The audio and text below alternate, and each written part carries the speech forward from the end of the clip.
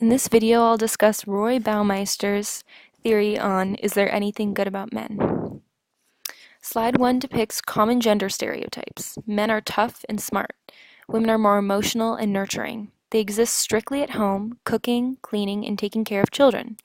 The drawing shows some of these jobs with the baby bottle and mop. Look how differently the TV channels or magazines are for men and women. Men love fast cars and rough sports, while females love cooking and fashion. Baumeister explains the trade-off in his paper as perhaps nature designed women to seek to be lovable, whereas men were designed to strive, most unsuccessfully, for greatness. Biologically, humans descended from 2 times the amount of females than males, and most male ancestors have no living descendants today. Therefore, men have a greater need to prove themselves, which I will discuss in a later slide. Different sex drives are noticeable in females and males, explained by the fact that there were few chances for men to reproduce, and they took whatever they could get. If he said no, who knows when that opportunity would arise again?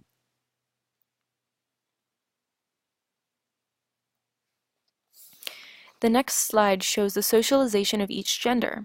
On the left, women tend to thrive in close-knit relationships, whereas men work better in larger networks of shallow relationships. Playground observations show that during a 1-hour recess, girls will pair off and play with the same partner the whole hour, and boys will switch off and play with a series of partners and/or a large group. Researchers decided to test this by bringing in another girl to join the 2 girls playing, who resisted letting her join in. The extra person destroys the intimacy of a one-on-one connection.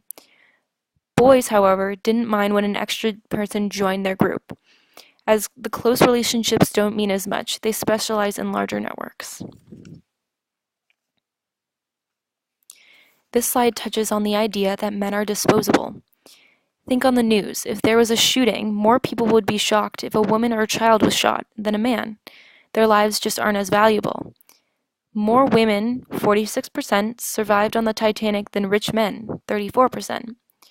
Most cultures rely on women for reproduction and try to keep them safe, therefore giving men the risky or life-threatening jobs.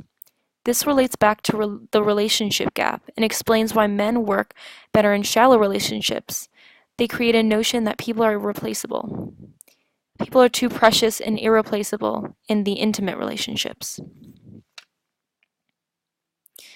Another characteristic that separates men and women is the motivation in can't versus won't. Women sometimes complain that men hog and dominate everything in society, but men are found at the top and bottom. While they are CEOs, rulers, and members of Congress, they are also criminals and homeless. Only 62 of the 3,000 deaths in Iraq were women.